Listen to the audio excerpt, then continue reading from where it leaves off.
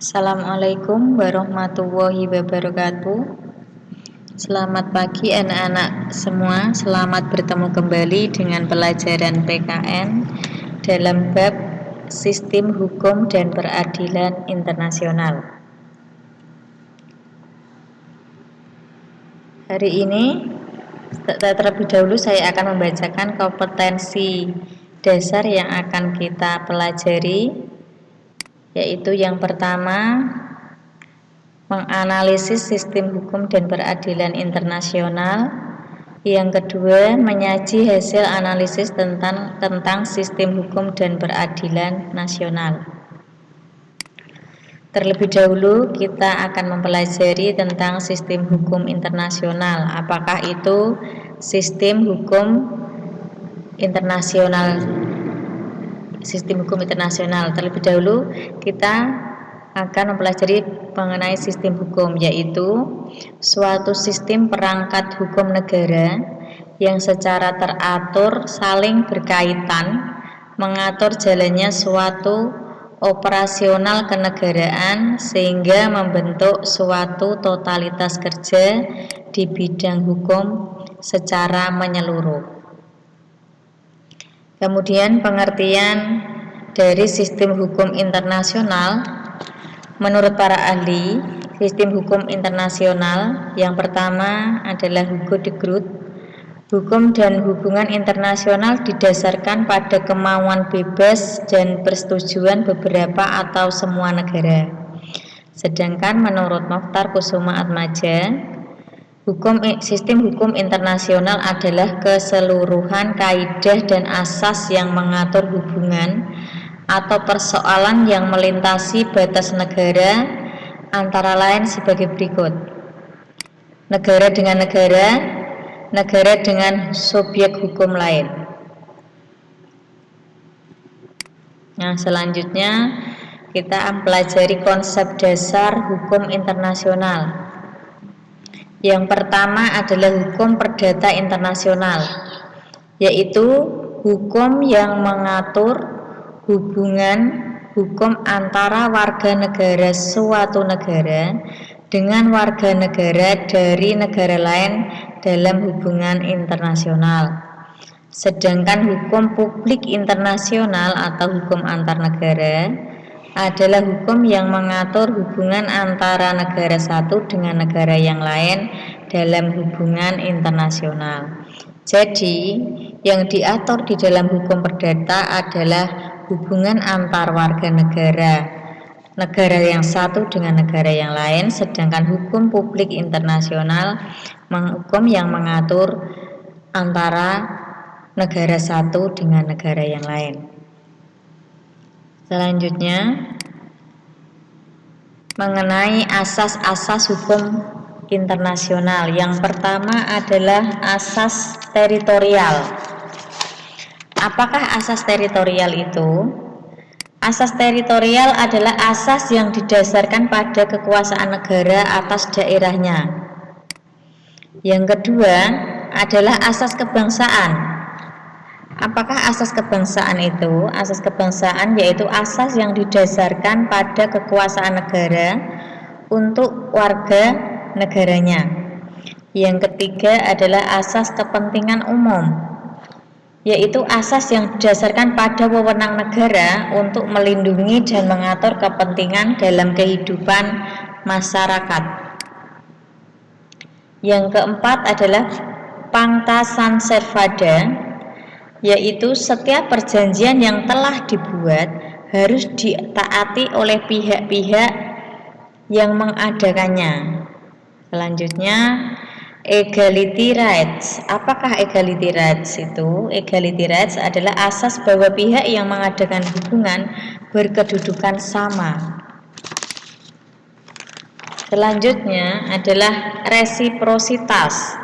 Resiprositas adalah tindakan suatu negara terhadap negara lain dapat dibalas setimpal, baik tindakan yang bersifat negatif maupun bersifat positif. Selanjutnya adalah courtesy, yaitu saling menghormati dan menjaga kehormatan negara. Yang terakhir adalah rebus stantibus, yaitu asas yang digunakan terhadap perubahan yang mendasar atau fundamental dalam keadaan yang bertalian dengan perjanjian tersebut.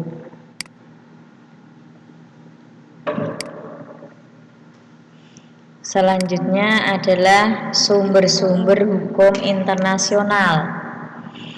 Sumber-sumber hukum internasional dibagi menjadi dua, yaitu sumber hukum dalam arti material, artinya sumber hukum yang membahas dasar berlakunya hukum suatu negara. Yang kedua adalah sumber hukum dalam arti formal. Sumber hukum dari mana kita mendapatkan atau menemukan ketentuan-ketentuan hukum internasional. Dalam arti material, hukum internasional tidak dapat dipaksakan seperti hukum nasional karena masyarakat internasional bukanlah suatu negara dunia yang memiliki badan kekuasaan atau pemerintah tertentu seperti halnya suatu negara. Nah, sumber-sumber hukum yang digunakan oleh Mahkamah Agung internasional untuk memutuskan masalah-masalah hubungan internasional. Yang pertama adalah perjanjian internasional. Perjanjian internasional menurut Konvensi Wina tahun 1969 merupakan sumber hukum internasional positif dan mengatur masalah-masalah bersama yang penting dalam hubungan antar negara. Yang kedua adalah hubungan internasional, kebiasaan internasional. Kebiasaan internasional merupakan adat istiadat yang telah memiliki kekuatan hukum. Pelanggaran terhadapnya dikenakan sanksi. Kaidah-kaidah tersebut berasal dari adat istiadat atau praktek-praktek tertentu dalam hubungan antar bangsa yang dikembangkan dalam bidang antara lain sebagai berikut. Yang pertama, hubungan diplomatik antar negara. Yang kedua, praktek-praktek organisasi internasional. Yang ketiga, perundang-undangan negara, keputusan-keputusan pengadilan nasional, praktek-praktek militer dan administrasi negara. Kemudian sumber hukum selanjutnya adalah asas-asas hukum yang diakui bangsa-bangsa beradab. Asas-asas hukum adalah asas-asas hukum modern yang mendasari sistem hukum modern. Sistem hukum modern adalah sistem hukum positif yang didasarkan atas asas-asas dan lembaga-lembaga hukum negara barat yang untuk sebagian besar didasarkan atas asas-asas dan lembaga-lembaga hukum Romawi. Sumber hukum selanjutnya adalah jurisprudensi atau keputusan-keputusan hakim dan ajaran-ajaran ahli hukum internasional dari berbagai negara sebagai alat tambahan untuk menentukan hukum. Selanjutnya adalah karya-karya para ahli hukum terkemuka. Karya para ahli hukum terkemuka merupakan salah satu sumber hukum internasional, mengingat karya tersebut seringkali dijadikan landasan dasar pertimbangan bagi praktek hukum internasional. Terakhir adalah keputusan-keputusan organisasi internasional. Keputusan-keputusan tersebut pada dasarnya mengikat seluruh negara tanpa kecuali, mengingat tujuan keputusan tersebut mengatur kepentingan-kepentingan bangsa-bangsa di dunia. Selanjutnya adalah subjek hukum internasional. Subjek hukum internasional yaitu yang pertama adalah negara. Yang kedua adalah tahta suci Vatikan. Yang ketiga adalah organisasi internasional. Yang keempat, manusia pribadi. Yang kelima, Palang Merah Internasional. Dan yang keenam, pemberontak dan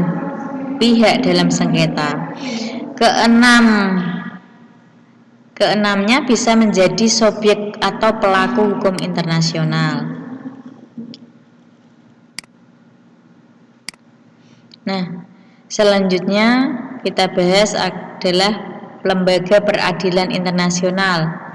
Lembaga peradilan internasional dilaksanakan oleh Mahkamah Internasional yang merupakan salah satu organisasi perlengkapan PBB yang berkedudukan di Den Haag, Belanda, yang para anggotanya terdiri dari ahli hukum terkemuka sebanyak 15 orang hakim yang dipilih dari 15 negara berdasarkan kecakapannya dalam hukum. Masa jabatannya adalah 9 tahun, sedangkan tugasnya antara lain selain memberi nasihat kepada Majelis Umum dan Dewan Keamanan, juga memeriksa perselisihan atau sengketa negara-negara anggota PBB yang diserahkan kepada Mahkamah Internasional. Nah, selanjutnya apa sih yang menjadi penyebab timbulnya sengketa internasional dan cara penyelesaiannya? Penyebab sengketa internasional adalah sengketa yang terjadi atau perselisihan yang terjadi antar negara, baik yang berupa masalah wilayah, warga negara, hak asasi manusia, maupun masalah yang bersifat pelik yaitu terorisme. Dalam mengatasi perselisihan atau sengketa antar bangsa, keberadaan hukum internasional dapat berperan untuk mengatur batas negara, mengatur hubungan diplomasi, membuat, melaksanakan, dan menghapus traktat. Selain itu, mengatur masalah kepentingan bersama dalam bidang ekonomi, sosial, budaya, hukum, dan HAM. Nah, sebab-sebab sengketa internasional. Yang pertama, hal yang dapat menyebabkan sengketa internasional yaitu sengketa yang disebabkan oleh kepentingan ideologi, politik, sosial, ekonomi, dan militer. Contohnya terjadinya perang dingin antara Uni Soviet dan Amerika Serikat pada Perang Dunia Kedua dan konflik Israel-Palestina. Yang kedua, sengketa batas wilayah, misalnya konflik Irak-Kuwait yang melahirkan perang Teluk 1 dan 2. Kemudian yang ketiga, terjadinya pelanggaran peraturan internasional. Kemudian sengketa terjadi konflik kepemilikan wilayah yang strategis dan juga perpecahan suatu bangsa. Kesemuanya itu bisa menimbulkan sengketa internasional. Nah, bagaimana cara menyelesaikan sengketa internasional? Cara menyelesaikan sengketa internasional dibagi menjadi dua, yaitu yang pertama adalah cara damai. Cara penyelesaian secara damai yang pertama yaitu arbitrasi. Arbitrasi adalah cara penyelesaian persengketaan lewat seorang pengadil atau arbitrator atau lebih yang dipilih dan disetujui oleh pihak-pihak yang bersengketa. Contohnya, permasalahan antara Amerika dan Inggris yang mengatur pembentukan tentang Joint Mixed Commission yang menyelesaikan perselisihan tertentu yang tidak dapat diselesaikan perundingan traktat tersebut. Yang kedua adalah penyelesaian yudisial atau judicial settlement. Penyelesaian yudisial adalah penyelesaian yang dilakukan oleh Mahkamah Pengadilan Internasional. Contohnya adalah klaim Malaysia dan Indonesia terhadap Pulau Sipadan dan Likitan. Selanjutnya adalah negosiasi atau jasa-jasa baik. Negosiasi atau perundingan adalah usaha negara-negara yang bersengketa untuk menyelesaikan secara musyawarah dan mufakat sebelum menempuh jalan lain. Kemudian penyelidikan penyelidikan adalah cara penyelesaian sengketa yang dilakukan komisi konsiliasi melalui pengumpulan fakta yang mengakibatkan sengketa. Dan yang kelima adalah penyelesaian di bawah naungan organisasi PBB. Penyelesaian ini adalah penyelesaian oleh Dewan Keamanan PBB dan Mahkamah Internasional. Cara yang kedua adalah cara kekerasan. Cara kekerasan yang pertama adalah perang atau tindakan bersenjata non-perang. Yang kedua adalah retorsi. Retorsi adalah istilah teknis untuk pembalasan dendam oleh suatu negara terhadap suatu negara karena diperlakukan oleh tindakan-tindakan yang tidak pantas atau tidak patut di negara tersebut. Contohnya tindakan balas dendam, yaitu merenggangnya hubungan diplomatik, pencabutan privilege diplomatik, dan penarikan diri dari konsensi fiskal dan biaya.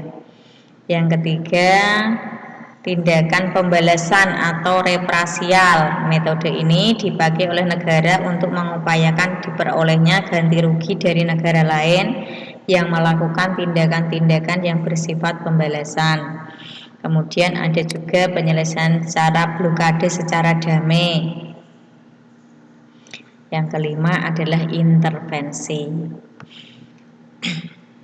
Tentu yang paling banyak digunakan pada masa sekarang ini adalah cara penyelesaian sengketa internasional secara damai di bawah lindungan PBB, karena PBB dianggap lembaga yang mampu mewadahi kepentingan semua negara di seluruh dunia.